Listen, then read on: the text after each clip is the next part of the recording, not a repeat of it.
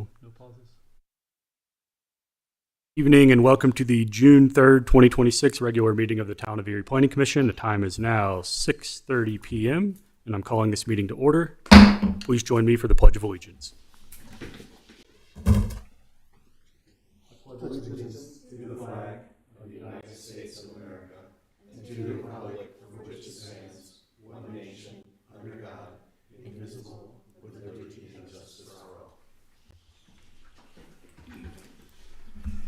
Will the secretary please call roll?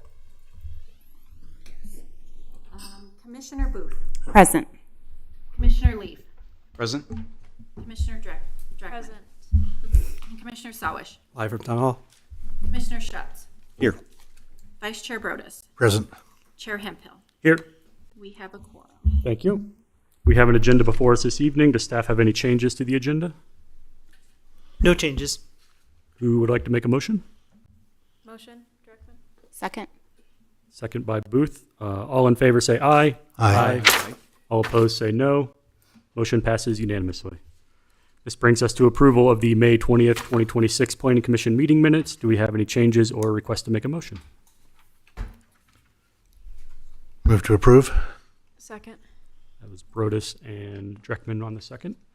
We have a motion and a second. All in favor say aye. Aye. All opposed say no. Motion passes unanimously. This brings us to the public comments portion of the meeting. This is for public comments intended for items not already scheduled on the agenda to be discussed. Is there anyone in the waiting room signed up or in the audience?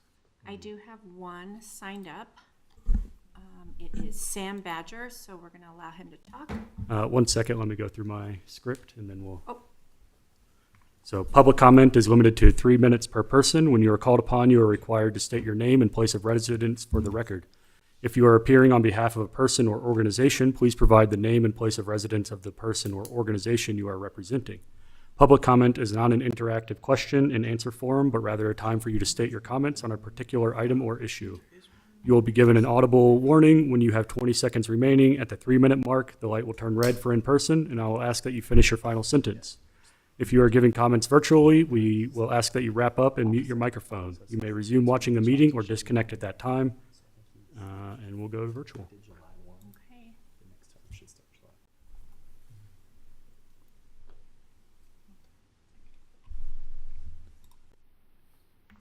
Okay. Hi, can everybody hear me? Yes. Great, thanks. My name is Sam Badger. I live in the Parkdale neighborhood at 1324 Brookfield Place, Erie, Colorado, 80026. I'm here to talk to you today about the Parkdale school situation and how it fits in with our parks. So going back to last year, a bunch of us neighbors realized that we were kind of lacking in parks. We went back and forth with the town and the developer and everything. And it sounds like, we got our open space allocated near our neighborhood. It's not really usable by humans. It's a wetland, which is, fine, I guess. The developer paid a fee in lieu of a park dedication. And then we were told we were going to be given a school, like the Parkdale school. And as we were talking about the park situation, the town's stance was like, well, it's okay you guys don't have a neighborhood park going in your park because that school is going to be going in and you'll be able to use their fields and stuff. And so that was like a big negotiating factor when residents were going back and forth with the developer and the town, was that we would be getting this school. And then I think just a few months ago, I haven't seen the official communication. I'm trying to find out more about it, but I hear now that the school in Parkdale is being delayed potentially indefinitely.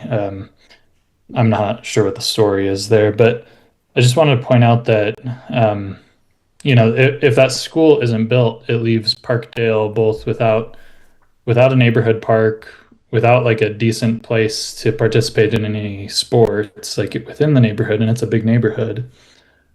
And our wetlands, or our open space is wetlands. So I know the developer paid this money, this fee in lieu of park dedication, which of course impacts the total cost of the neighborhood and is kind of included in our bonds that were taken out for the neighborhood. I guess it kind of just feels like, the new residents in Parkdale are paying for other people's parks and not really not really being represented. 20 Yeah, seconds. that's all I have. I'm done. Thank you. Yeah, thank you. Thank you.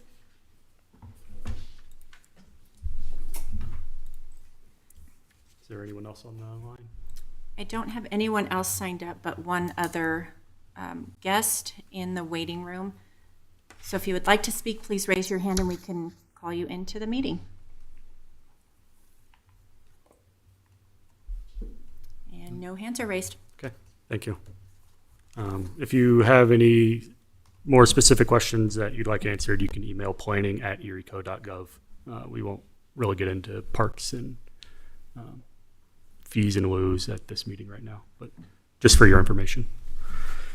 We have 2 items on the agenda for general business. Again, my goal is to have the meeting finished by 8:30.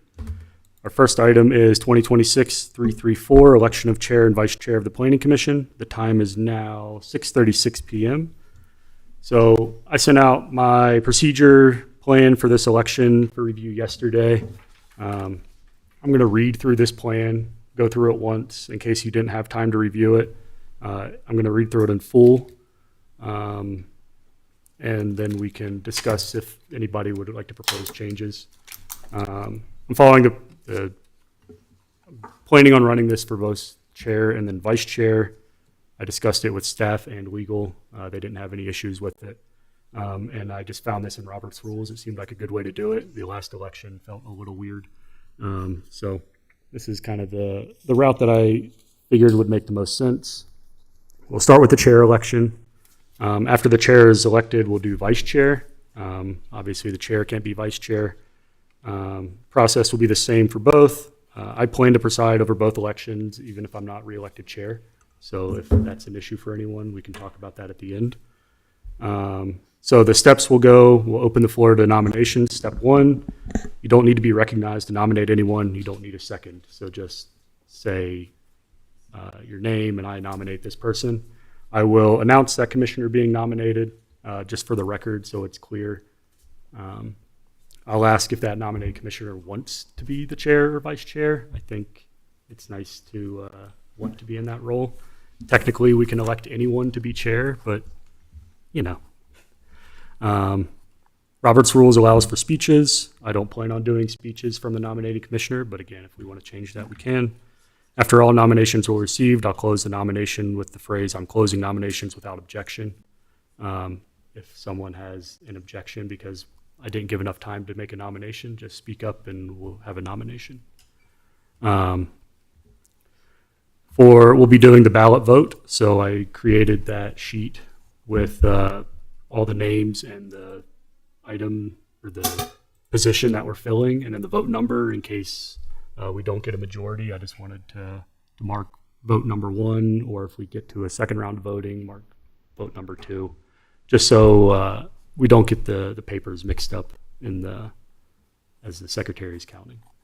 So that was the reasoning behind that. And again, I just threw all the names on there so we didn't have to scribble anything in. Staff will collect the ballots, count them, and then they announce the outcome, just with the commissioner name elected to the position that we're voting on and then the vote count that they received. We don't need to do the full vote breakdown if there's more than 4 votes for someone. But if there's not more than, or if there's fewer than 4 votes for someone, you'll announce that no commissioner has been selected and we'll do a revote. That'll just effectively clear all the nominations. So we'll go through the full nominating process, just so it's clear that we do that. Those are my plans for the election. Anyone have any comments or request to change?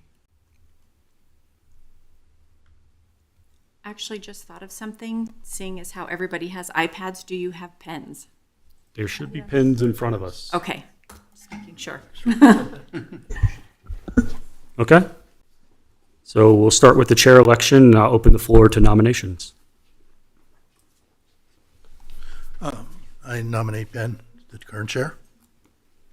So that was Vice Chair Brodus nominating Chair Hemphill, and I accept that nomination. I would like to nominate Commissioner Sawatch. I accept. That was Commissioner Booth nominating Commissioner Sawish. It sounds like enough silence for me. I am closing the nominations without objection. Okay. Please fill out on the ballot, mark chair for this one, mark 1 in the top, and then your vote.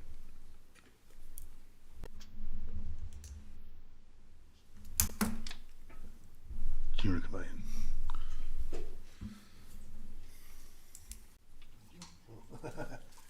Formal.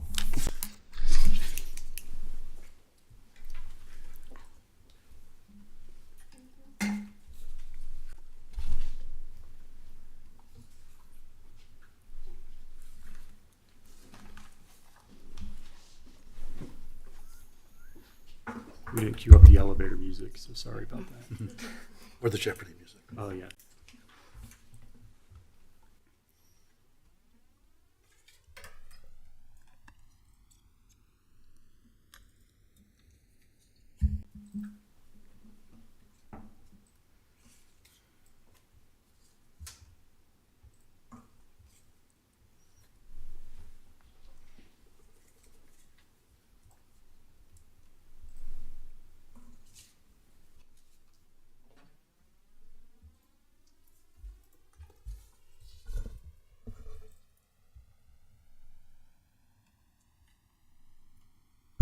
And Chair Hemphill, did you want us to announce the votes, the numbers as well? Just the number of votes that the winner received.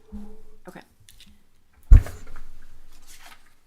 So we have 5 total votes for Commissioner Sawish as chair. So Commissioner Salish will assume the role as chair for 1 year. Without objection, I'll continue to the vice chair election. Okay. I will open the floor to nominations for vice chair. I would like to nominate Commissioner Druckmann. We have Commissioner nominated by Commissioner Booth, and she accepted. And I'd like to nominate Vice Chair Brodus. Accept. We have Vice Chair Brodus accepted the nomination by Commissioner Hemphill. Anything else?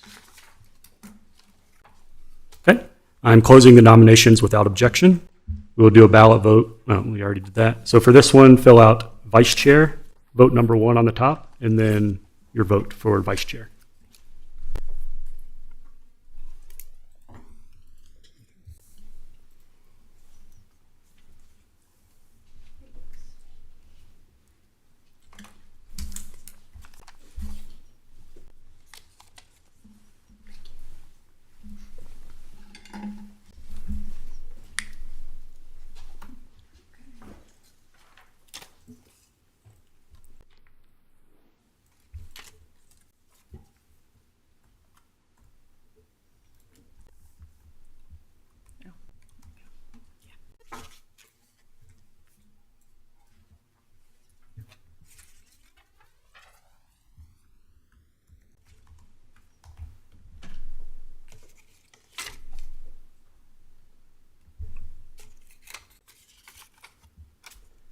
You're right, we need elevator music.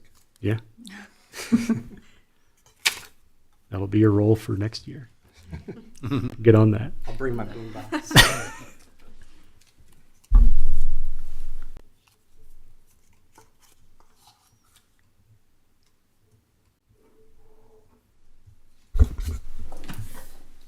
Okay, I have 5 total votes for Commissioner Druckmann as vice chair. Okay. Thank you. Commissioner Dreckman will assume the role of vice chair for 1 year. Chair Salish, would you like to take over, or should I continue presiding? With the next item that we have coming up, I would prefer if Commissioner or Vice Chair Dreckman and myself were to lead the conversation, if you're fine with that. Yeah, that's fine. Thank you. Okay, so we do have one additional officer that needs to be elected. And I want to check with staff and Deputy Town Attorney on this one. Per code, there are 3 positions that would need to have an election: the chair, vice chair, and a secretary. Obviously, I know that staff are the ones who generally will take all the notes and everything like that, but it is by code something that we are supposed to vote on. So I just want to real quickly, I want to have a moment for the Deputy Town Attorney to corroborate that and verify that, yes, in fact, we are by code supposed to have a secretary if possible. Yeah, Section 3-1-4 A of the code does provide that each board or commission shall elect a chair, vice chair, and secretary from among its full membership. So there is a code requirement to elect a secretary, which I think the rules of procedure, which predate the code, which was revised in November of 2025, also contemplates a secretary. And looks like the duties and responsibilities are consistent with what is in the code. Okay, so obviously we have staff who does the secretary duties for us because of the nature of our board or commission. I'm assuming, but by code, we're required to have a secretary as one of the officers of this body, correct? By code, it does require a secretary to be elected from the body, yes. Okay, so I just want to confer with the commission up here. Does anybody have any objections to us also electing a secretary? And question then becomes for Deputy Town Attorney whether or not we have to notice that, since we are taking an official vote.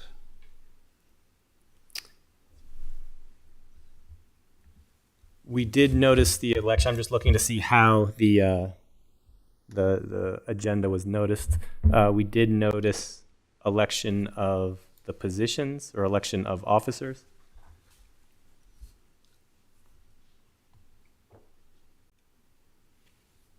Yeah, the notice or the agenda doesn't specifically reference a election of a secretary.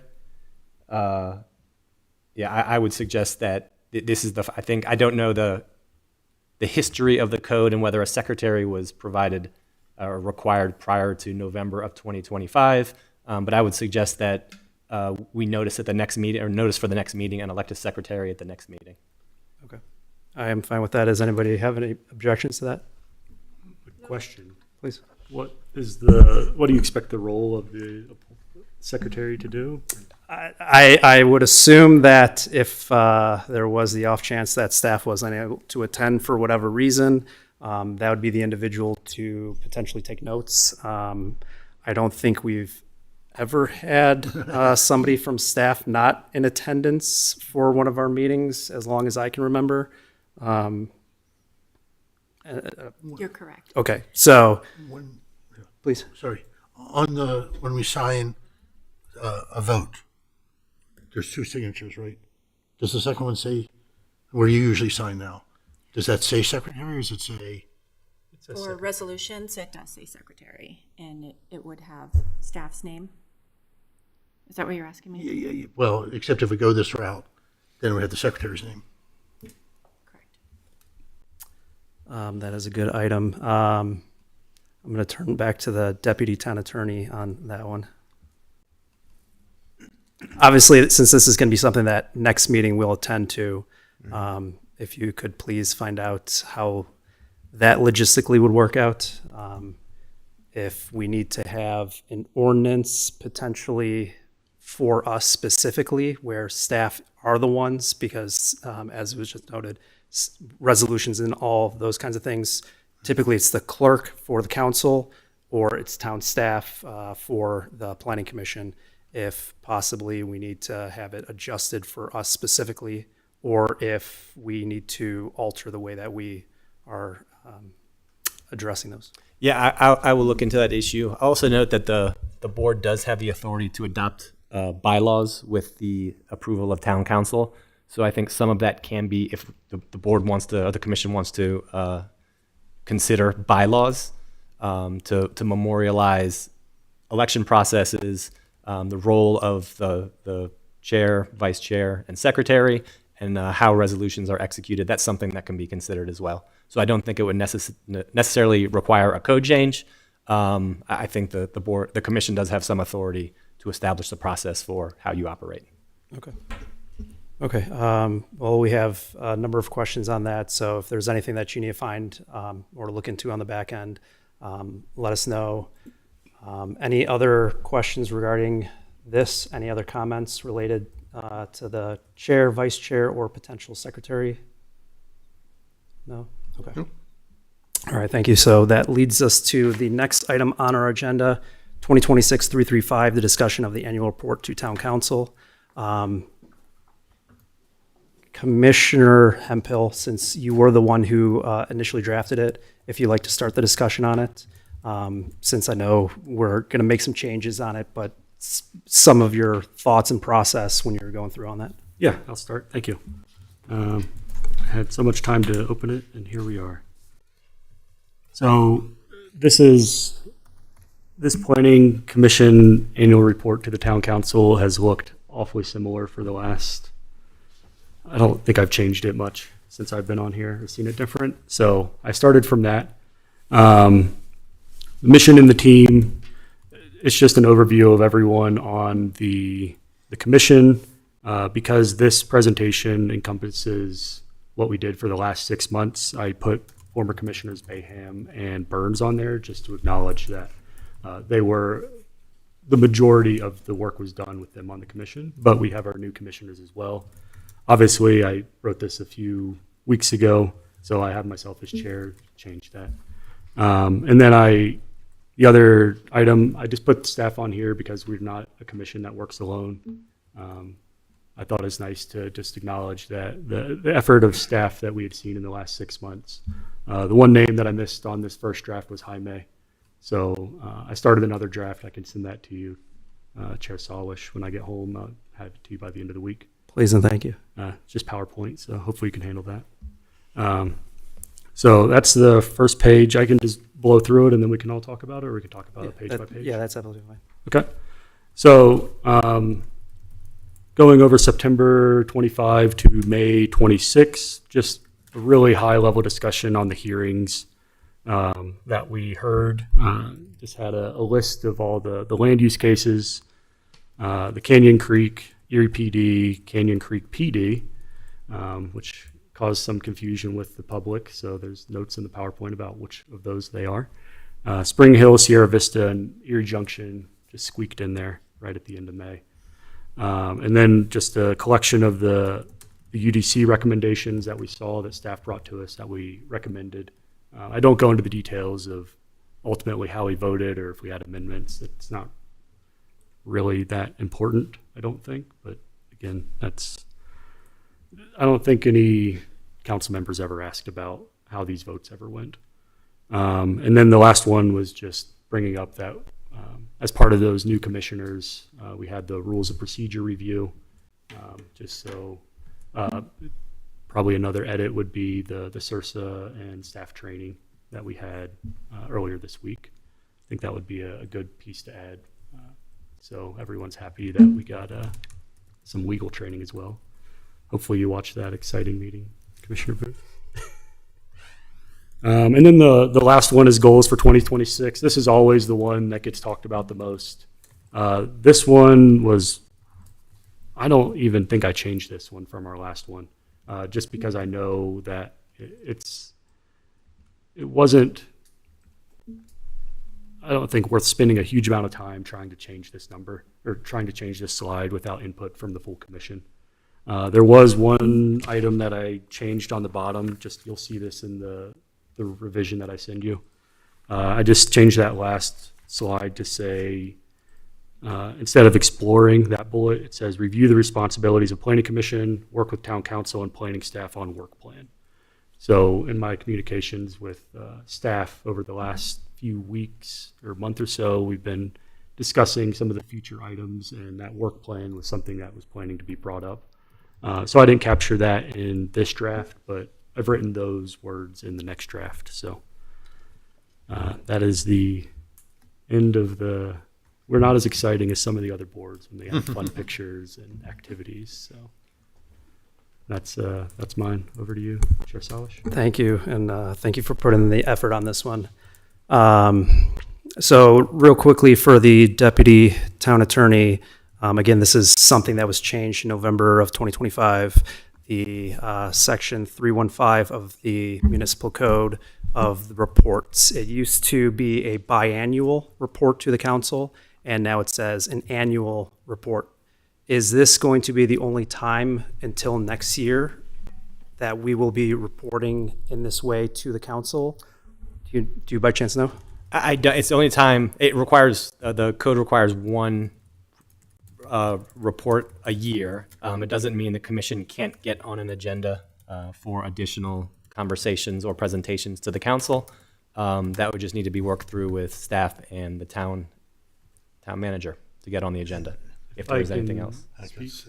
Again, with the staff meetings that I had, the expectation is that it would just be one. That's what Kelly and Sarah were expecting. It would just be a singular report.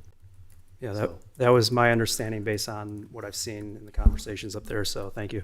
And if I recall during home rule, we decided it would be one, and if people needed to do more than one, it was optional. Up to town council to request. Yep, and I know it's kind of monotony of it when it's literally the same information each spring and fall that these would typically occur. So, yeah, I totally understand. So, so first off, when we look through this, obviously when I look through this, mission and team, obviously that's something that is very standard. I don't really see any changes on here. Besides for, the technical items. In terms of the review of what we've done since the last one, seems pretty standard again. Now we get into the goals for 2026. We do have a joint study session that is going to be upcoming in July with the current town council. There was a tentative agenda for that meeting. However, since some of the things that we have seen or heard from staff, there may be some changes. We know that the very bottom of this list, the exploring expanded role, responsibilities of the Planning Commission, work with council on task for PC to support town goals. That is something that I know we have had conversations about and has been something that the council was willing to have as a discussion item for the future. So obviously I don't know what conversations former Chair Hemphill had with the mayor about a tentative agenda for that. I don't know if there's been anything. Personally, I would like to see some sort of conversation about the roles and responsibilities. We have had conversations in the past about this. We, as this current, or the previous rendition of it with Commissioners Bayham and Burns, there were conversations before that and then conversations before that. One of the things that has changed, again, 315 in the municipal code are bylaws. I'm glad the deputy town attorney had brought that up because that was something that I also wanted to bring up. Correct me if I'm wrong, for staff and for the deputy town attorney, we as a planning commission do not have bylaws, correct? There were rules of procedure that were adopted by council by resolution, I believe in 2022. But the commission has not, to my knowledge, has not established bylaws since the enactment of the revised boards and commissions code. Okay, thank you. And also, this had come up during the Monday night orientation and CIRSA training, the constant, look at your work plan, what your work plan says for Staff and for the Deputy Town Attorney, do you know if we have an official work plan for this commission? I am not aware. Not since I've joined the town have I seen a work plan. Okay. So when I look at this conversation about expanded responsibilities of the Planning Commission, we have had conversations where we said we have to figure out exactly what it is that we want to do. We said we have to have these discussions. When I look at two of the ways where we can have the roles and responsibilities added, knowing that there is also this conversation coming up with the council in July, I think two of the goals that we would most likely want to have on here are to draft bylaws in conjunction with the deputy town attorney and staff, because it does have to receive a formal approval. So first item, obviously bylaws. Does anybody have any objections, questions in terms of the bylaws themselves? And content-wise, we'll figure that all out. Does anybody have any concerns with us drafting bylaws in 2026? Okay. And a work plan, again, we don't have a work plan. We do have, an advanced agenda that goes out about 2 to 3 months currently. Does anybody have any objections with us developing a work plan? I'm not saying it's going to be exactly to a T what we're going to do. We're going to figure that out because there has never been bylaws or a work plan for this commission. Does anybody have any concerns, questions related to us creating a work plan? One comment. Please. I know the planning staff has their work plan and a lot of stuff that we see from that. So I think just making sure we work with staff to incorporate their work plan into ours. So that'd be my biggest comment.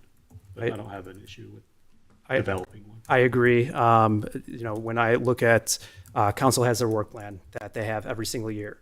There is a prioritization, and there's also, how many hours is it going to take, right? It's not where we just toss it on there and we say, all right, we're going to get done in one meeting.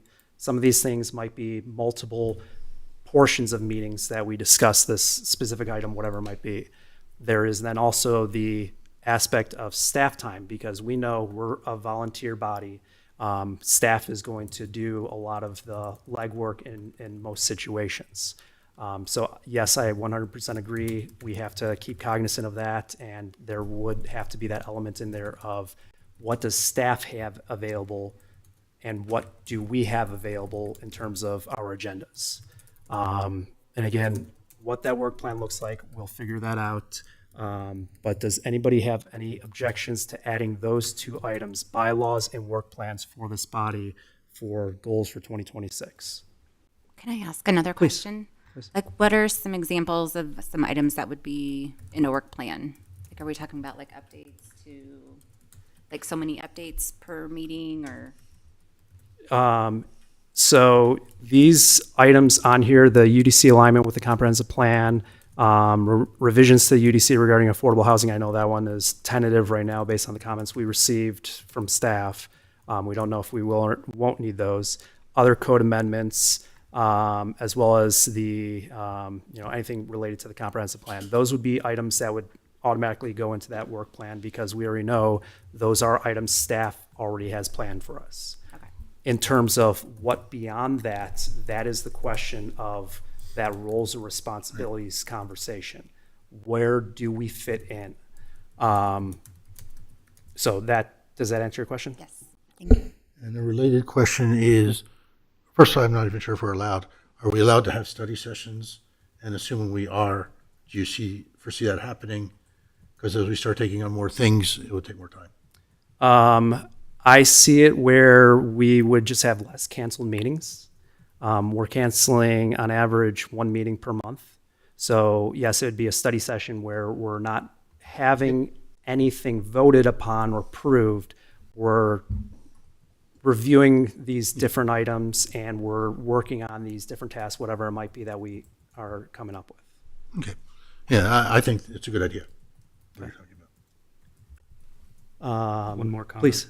I know staff is working on staffing right now. we have a budget. I don't know if we would want to use some of that budget for a potential consultant to help with that work plan to alleviate some of that workload off staff. But I think that you could bring that up because I don't think we've really ever used much of our. It's on the order of $15,000 budget that we're provided by the council. So some of that could be for training. But back to the work plan, if we wanted to alleviate some of that workload on staff and bring more in, I think that is something we could propose.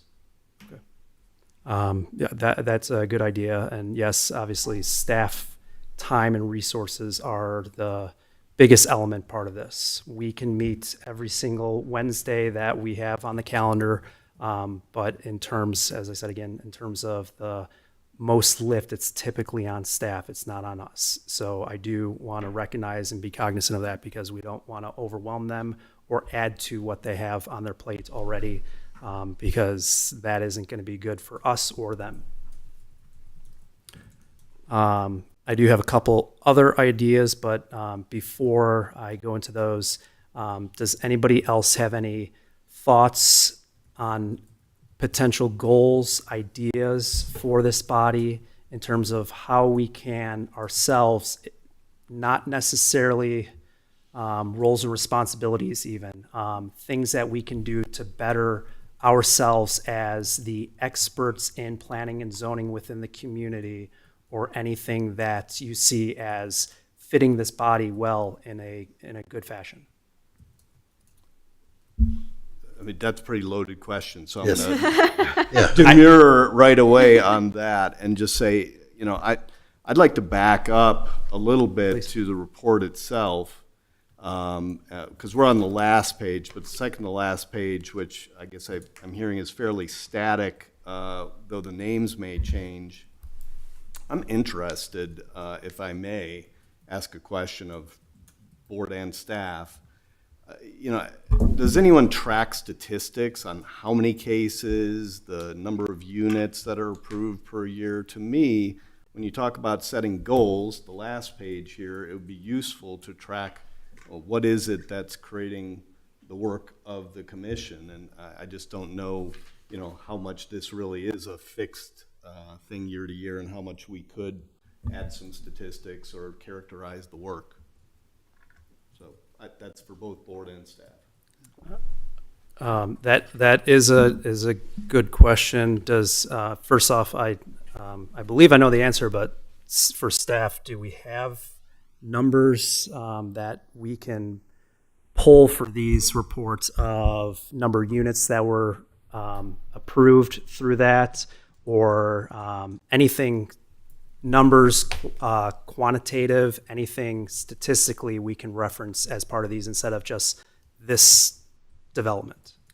Yes, we'd likely have information we could share depending on what you wanted to see. Certainly something we could put together or pull. Yeah, so We probably have some of it readily available on some of that stuff, I'm sure. and again, I don't know how much it informs the direct question you presented that I threw my hand up probably inadvisedly, but I do think from the minimum sort of standpoint, like what are the types of applications? You know, how many of special review and how many of the subdivision at, you know, preliminary plat, how many went to final plat, you know, just types of applications numerically, and then some way to characterize within those categories, number of units, you know, intensity of use, if it's a zoning case, you know, that type of thing would be useful to me. Yeah, for numbers, not of units. I think that's a great addition. You can just count what they are. It's like PDs or whatever. So that information is here, but number of units, things like that, that we recommend. And thinking about it, this doesn't even show what our recommendations are. Yeah, I can speak to how I built where I got these. So I effectively just go to the agenda center and go to every meeting that we have and then log what it was and kind of track it in that way. So for some of these are preliminary plats, some are final plats.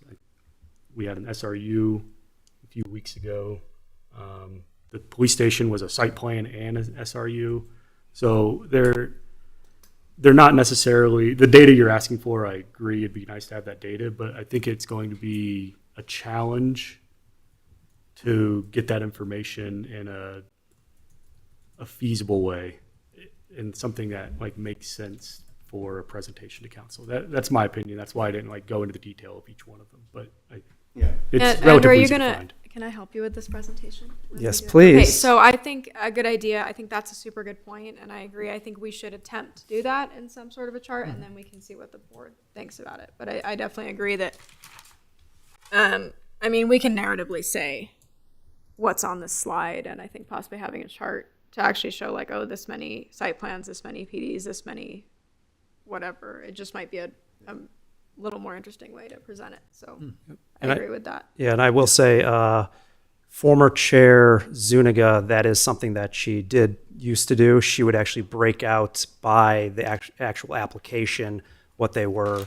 So, and I think the first rendition by former Chair Burns also had that on there. I will say one thing that I'm also noticing on here that isn't in here, which we probably should address, are the number of canceled meetings, because it warrants why we are having these conversations about work plan bylaws, because we want to help the community. We want to help the council so that they can understand. We had probably half of our meetings canceled since the last report period. So that way we can also address the elephant in the room on that one. And another good thing to put in is number of public comments. Because that shows the level of interaction with the community. Yep, and we can do that through the meeting minutes, so that is a good idea. So Please.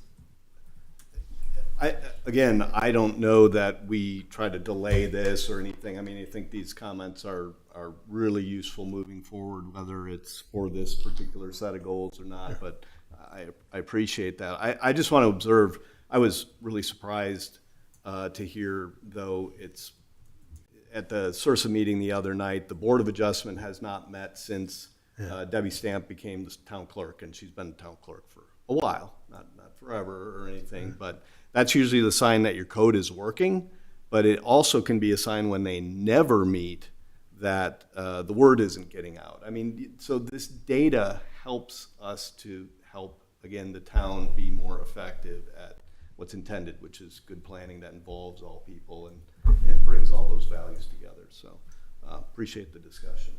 Yep. I did have one other Please. comment getting to the last page, Please. which is I don't see the comp plan on here. I mean, I see the mission includes the comp plan, and the comp plan comes up and down, you know, the priority list in multi-year cycles.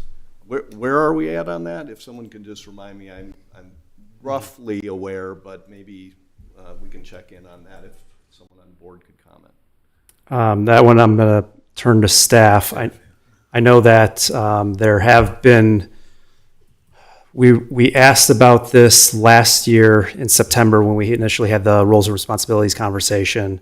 And I know, Mr. LaRue, you're filling in for Ms. Driscoll. But in terms of a report on the actual comp plan itself, there's a number of communities that do this. I'm spacing on what the word is that they use specifically for it.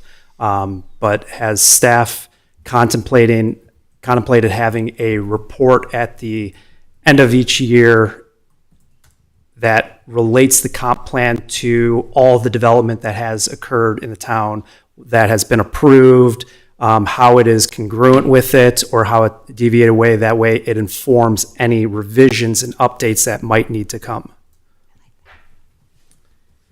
That's a good question. I'll have to talk with our comp plan team on their reporting. Traditionally, I don't think we have done a whole lot of that. But that is a great question. And I do want to follow up on, we are looking at doing some targeted amendments to the comprehensive plan based on direction that we've received. We've already started some outreach on that.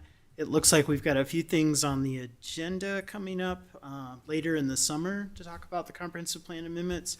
I'm not sure if we have any type of study session. I don't see one specifically, but we can find out for sure what's planned for that to give you a little more information. I can follow up a little more with our team on, and we might want to talk to you a little bit more about what an annual report or something would look like. We could look at some other areas, sort of decide what that, if that's something you all wanted to see, what we'd want to, how we'd want to format that or how it would look.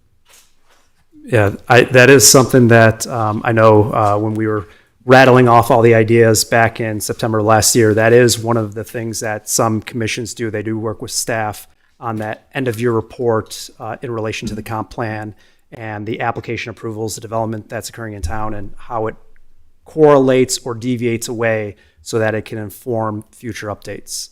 So you're getting into some of the items for that roles and responsibilities conversation, but it might actually be apt now. Ms. LaRue, can you provide dates in terms of, not right now, obviously, but if you could provide dates on when those are going to be coming forward? Because if there are some things that we're saying, applicability of the comp plan and informed discussion of how it has been applied through the past 2 years now. If there's anything that we also are identifying as a concern or something to address, we might want to get that to council sooner than later, because it has to go through the public process, the hearing process, notice, et cetera. So if there are any items, we might want to address those sooner than later. Commissioner Schatz? Yeah, that was a great answer because it went way beyond what I was thinking, so I'm better informed now. Certainly at my first meeting, we talked about Proposition 123 and how that is now translating into some comp plan work instead of more ordinance and UDC-related work. So that had occurred to me. But to hear about, maybe there's opportunity to develop some data around it, that's congruent with the conversation coming out. I was more of the impression that, let's just put it on here, because I think there are functional plans and specific goals that I've already heard of that probably for this report, as you say, Chair, the council should have a chance to react to sooner than later. And on the advanced agenda for August 5th, there is comp plan updates listed. Yes, that's the one I was looking at for later this summer. I think there was another one on there too, but I'll find it. It may be later. That's So the only one I'm seeing right now. But Yeah, there's another 819. We have one for comp plan updates. This is pretty preliminary. I mean, these could change. It kind of depends on scheduling and where we're at on these. But any clear changes to the one that we received on the 9th, as of 5/19. So yeah, we'll keep that updated and let you know. Yeah, I think we'll need to have some conversations with Josh Campbell, or main person who's working on our comp plan. We may need to talk to you guys some more on what you want to see, and he probably has some of this data. We definitely have some of the data you've talked about that we report on with building permit numbers and things. We may need to figure out exactly what we're all looking for, but we definitely have data, so we just need to figure out what we want to report, what you want to see. well, it sounds like there's other individuals up here besides for myself who like data, so that's a good sign. And I know this is an interesting one because we're talking about the presentation to council that we need to turn into staff for public publishing and noticing for the July 28th meeting. We have to have this in by July 10th, although we have in between there our joint study session currently planned. So it's an interesting situation. So The joint, between the council, yes, Yeah. yes. So presentation. I don't want to get too ahead of this conversation in terms of roles and responsibilities. And the reason is because we do have a few meetings before we have that meeting with council. We can have these conversations to discuss these different items. Love the ideas that have come up so far.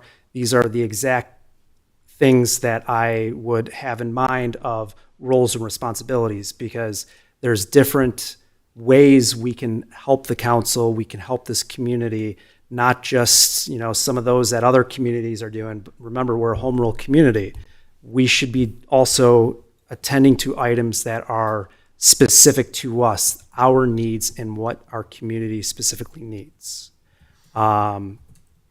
So one of the, we'll talk more about it, but the statistics of the population, the different capacities of our systems, those kinds of things, those are great things that I personally believe we could help to tackle.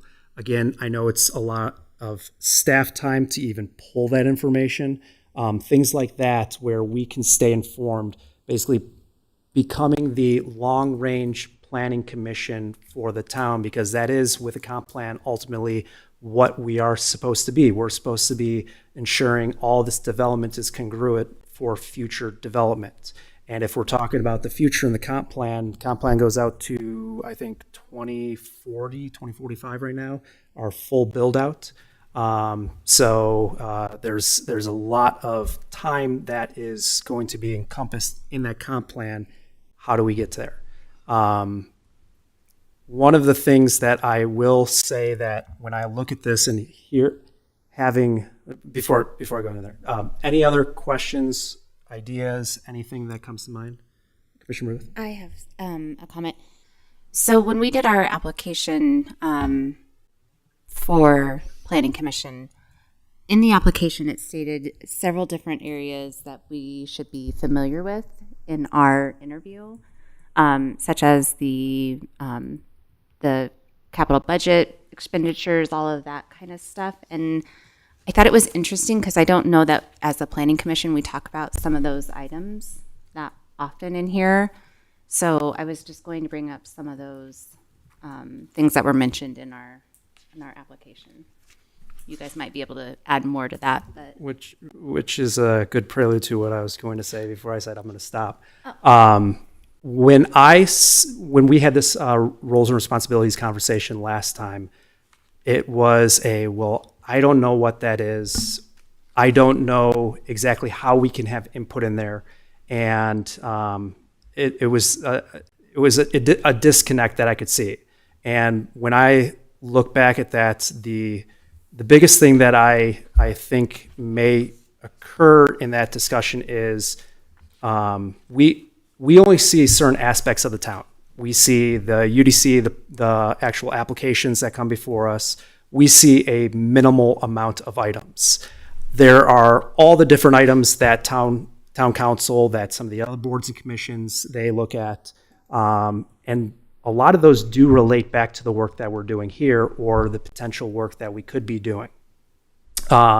First thing that I immediately see is unlike some other boards and commissions, Tree Board and Sustainability, they would have joint study sessions together on common topics as necessary.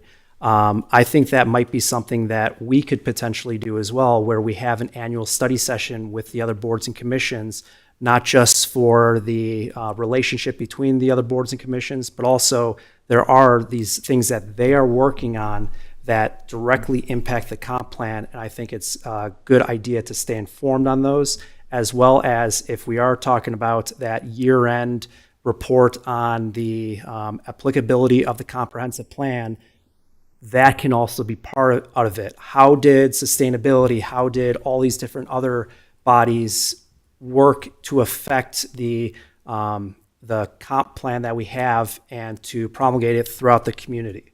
So does anybody have any concerns or objections? Obviously, we can talk more about this at a future meeting, but having potentially study sessions with the other boards and commissions. Actually, I have one addition, which is OSTAP also looks at the development plans Yes. and has recommendations. So it actually has surprised me that we don't go over those at all. Yeah, and I know that they have a mild quasi-judicial nature to what they do, so we will have to make sure that we stay out of that, because if they're reviewing it and then we're reviewing it, we don't want to have any conflicts there. Understood. But I 100% agree. One item that came up last night at the council meeting was ag open space and the applicability to the home rule charter, and that there isn't a single piece of property within the town's portfolio that is part of the reserved open space that is a permanent, dedicated, it is going to be open space in perpetuity.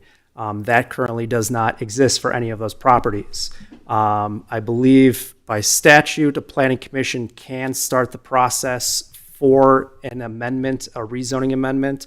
But in that situation, we would have to obviously bring in council because they would be the ones officially applying. So I think these conversations to have with OSTAB and council in the future would be good ones. And yes, I 100% agree. Commissioner Schatz? Just kind of looking at the clock and the agenda Please. and everything, I want to bring it back to, are we taking action on this report tonight, or where do these ideas go in terms of distilling or jumping off the page later? Yep. Vice Chair Directman and myself will make some updates to this. It will come back before us at another future meeting. I think the next meeting was already in the advanced agenda. If necessary, additional drafting or review of the draft presentation to council. Ultimately, we don't need to have this to the council until July 10th, or to staff by July 10th. So we still have a couple of meetings beforehand. Isn't only one more meeting? Because don't they usually not do the July 2nd one? Because of the 4th? I thought there was something on the agenda, though. Oh, that's fine. I just, No, usually, They're both available. okay. I was wrong. And so while we're on the slide, one thing I think for goals for I guess it's still goals for 26. Chair Sawich has told me, and they've been very helpful, but for members, if we could review the site plan reviews, or the user guides, Yep. So. because I think that's a training that would be very helpful for all of us. Yep, and that is actually the next part of this. So again, I've seen in this roles and responsibilities conversation that there's some things that we just don't know about. They don't come before us. With your permission and staff's permission, what I'd like to do is have a presentation that I will develop of a Town Hall 101, essentially. Basically, high level, going through everything that's going on at the town. Again, high level, 30,000 foot view. We're not talking about, hours and hours into this, but then laying into some very specific items. And those are some of those items, not just so we can understand these things, but also so we can be trained on these. I know the user guides are one of those pieces, the capital improvement fund, the various plans, those kinds of things. Those are all, they have a very specific purpose. We're not going to go into every single one of them, but I think that we would benefit to have that conversation so that when we do meet about roles and responsibilities, we can have a better informed, educated conversation about this because we have a general idea why this pertains to us or exactly why it's important to us. Does anybody have any objections on that? Please. I'm not sure I have an objection. I just think we probably need to lay it out meeting by meeting. I mean, Yes. it's ambitious. It is ambitious. It is. These are things that the planning commissions of the past that I have been part of or interacted with have not done. Even predating my town involvement, have not done. It is, but we are seeing that a lot of our meetings are canceled, and we volunteer our time. We know that we want to help the community, so we need to find ways that we can do so. And seeing that there are all the items that council is dealing with, have been dealing with, the 4 times a month meetings that they've been going with. Obviously, it's kind of pulled back. There's a lot of things that I think we can assist them with, even to just reduce some of that time that they might be spending on it, because we've helped to vet these. We've worked with staff on these. So And that's what the work plan's all about. exactly, yes. So the work plan is not going to be one meeting and done. This is going to take time. It will be multiple meetings that we discuss this. So I'm going to stop and ask for staff, since I know that we've had these conversations. Are there any concerns on your end, specifically for the deputy town attorney, the bylaws aspect? I know that one we're going to be turning to you for actual articulation of those, looking at what other communities have done, because this is a legal document in a way of what we're going to be looking at. Yeah, no, on the bylaws themselves, I would look for direction first from the council on, you know, what we want to include, what the provisions are. I would certainly undertake the drafting and bring that forward for the commission to act on. But I think I'd take the lead from you on what needs to be included and the direction we go with the bylaws. I do want to make one note about the conversation about the roles and responsibilities. So as the commission's thinking about that, so I think as you mentioned, we are Erie is a home rule authority or home rule municipality, but the commission derives its authority from the charter and ordinances. So if your authority right now derived mainly as a quasi judicial role to review certain applications in the UDC. As you're thinking about the roles and responsibilities and what you want to do, it may take amendments to the UDC or other provisions of the code. So just factor that in your mind as you think about what you want the commission to be and what things you want to take. It may take code amendments by town council. I 100% agree. And this has been, our previous contracted town attorney said the same thing. Your powers and your roles and authorities are vested by the then Board of Trustees Council. I'm also thinking that the bylaws, because that is by code, we have to have bylaws, and it has to be approved by the council. That might be a good place to have some of these items in there generally. Obviously, I do also recognize there could be some ordinance changes, because right now it says aspects of Title 10. That is what the code says as it sits right now. So that is a discussion that we will need to have. I agree. Yep. So, any other questions or comments? Okay. I know there's a lot there, so I will be rewatching this to go through a lot of these. Having been part of these conversations in years past, this is the best conversation that I've seen to date. So thank you all for all of this. Obviously, it's going to be all of us. I can say these are some ideas that I have, but it's not on me. It is on us as a body to decide what is it that we want to do. This is not going to be all at once. This is going to be some time that it takes to massage this out. But I'm hoping by next time that we present to council, we'll have a much better idea of what are the other things that we have done besides for the applications, the UDC amendments, the things that have added to what they're doing to help them. So thank you. This now leads us to staff reports. Does staff have anything to report? No, we don't have anything major to report. Just was going to note the next several upcoming planning commission dates, just so that you knew or know. I know we talked a little bit about them tonight. The next meeting we have scheduled is 6/17. The only thing on there currently is discussion of annual report to town council. So we'll just look to you to let us know if you want to continue to have that one. And then originally, I think some of the documentation we sent out showed that we had a land use case for 7-1. Right now, it's been removed. We don't have any agenda items from staff for 7-1. But looks like we have some for the second meeting in July. We have at least one project that will probably go that was moved from 7-1. There's another one on there that we may end up bumping, but I think that's all I wanted to share at the moment. If there's any questions, let me know. So there was a review scheduled for next meeting that got moved to the 7-1 or 7-2. So that's the one from Josh. It's going beyond now. Let me just make sure I'm clear. Yeah, we don't have anything scheduled currently for 7-1. Okay. It's empty. The other date, the 6/17, the only thing listed on there is discussion of annual report, if you want to have that meeting to talk about that further. Okay. Yeah. No, there had been one that I guess that's been moved. So Yes, there was one on 7-1 that got bumped. yeah, that's what it was at. Yeah. Okay. Thank you. Okay. And since I'm on one of the ends, anything else from staff? No, nothing else. Okay.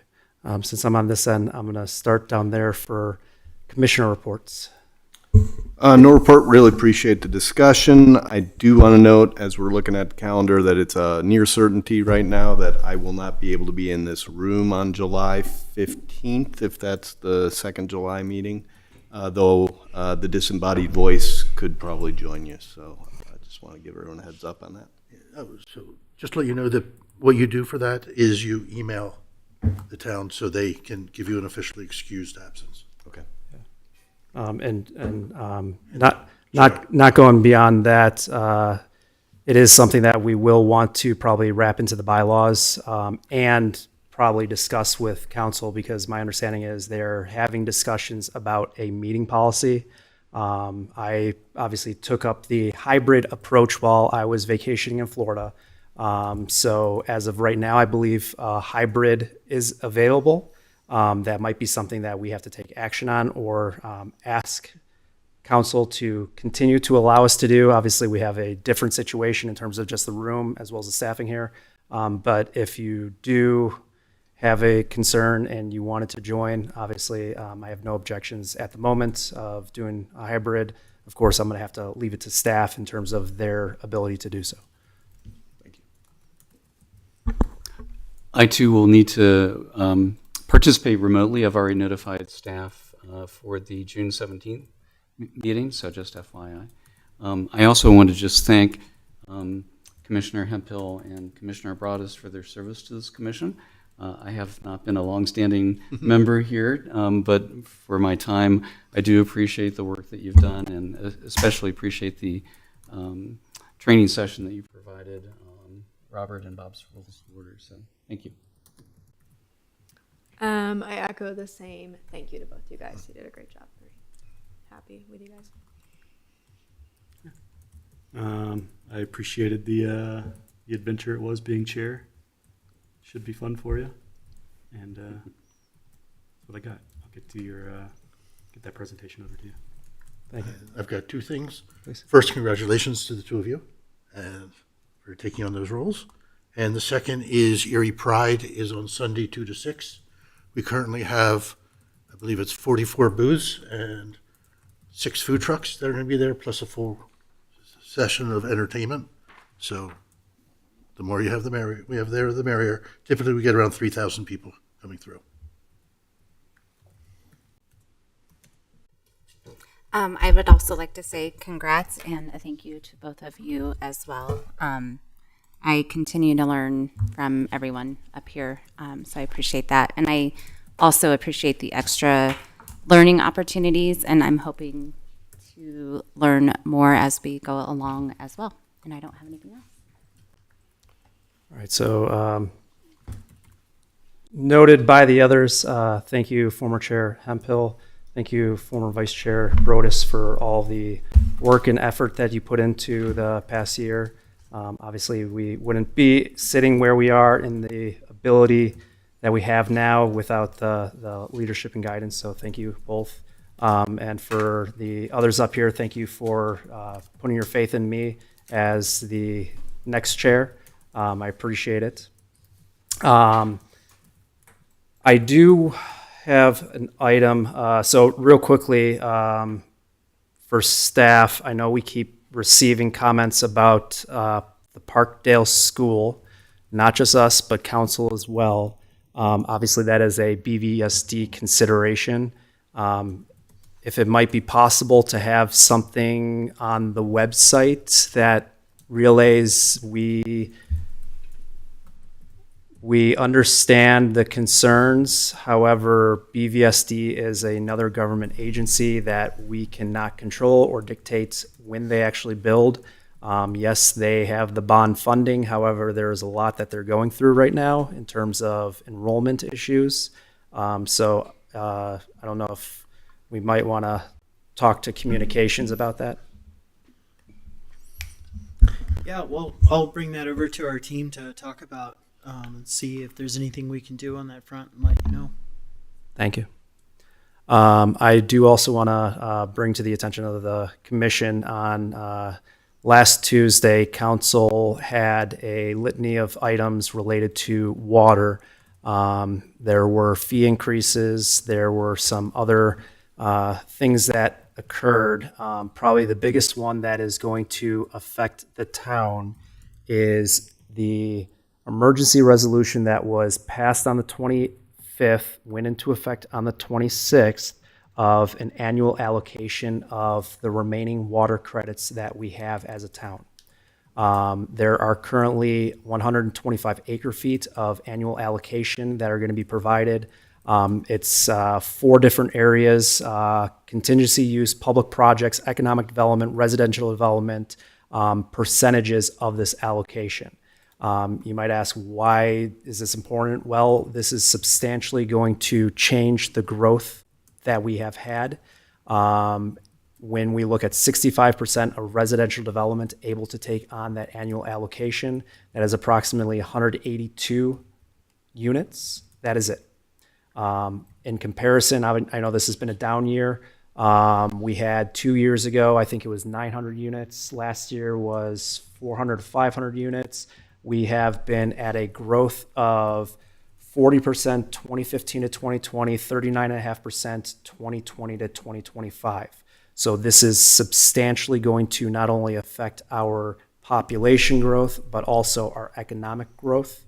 I would suspect that this is an item that we're going to want to also help council to address, because this is a very serious issue. And one of the reasons is because Windy Gap has been delayed, NISP has been delayed, and we basically only have so much water that has to get us through the next 5 to 7 years approximately, unless we're able to find out other solutions. So I would definitely highly recommend reviewing the council agenda item from Tuesday, May 25th, where they discuss this, because this is going to have serious implications for us. So that is all on my end. I'm not going to change with tradition, so can I have a motion? Motion to adjourn. Second. And we are adjourned. Gavel, please. Thank you. Hopefully that was okay.